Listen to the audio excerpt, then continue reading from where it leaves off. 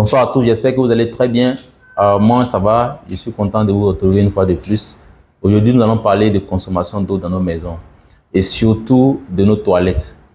Quelles sont les dispositions à prendre pour l'achat des différents WC qui sont dans les maisons et quel impact ont donc ces WC-là dans notre consommation d'eau?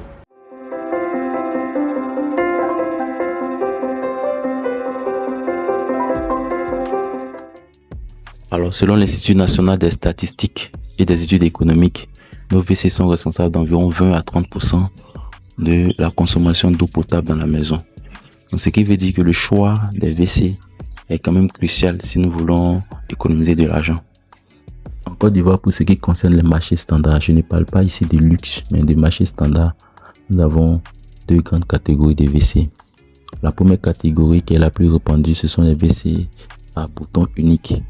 Et ce sont des WC qui sont munis aussi d'un réservoir qui peut contenir entre 9 et 12 litres d'eau, selon le besoin, selon la puissance d'appui. Et nous avons aussi une seconde catégorie de WC qui est muni de deux boutons poussoirs. Et ce type de WC est appelé les WC à dos flux. Donc là, on vous donne le choix en général entre 3 et 6 litres d'eau. Donc pour des besoins un peu plus simples comme les besoins liquides pour les pipis, vous pouvez appuyer sur le bouton de 3 litres d'eau. Et pour les besoins solides, vous pouvez appuyer sur le bouton de 6 litres d'eau, ce qui vous donne le choix et ce qui vous permet aussi de ne pas gaspiller de l'eau. Alors, nous sommes en Afrique.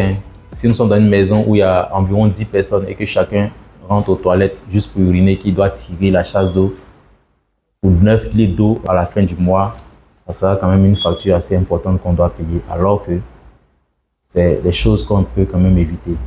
Désormais, si vous allez sur le marché pour acheter votre WC, vous savez quel choix faire. Voilà.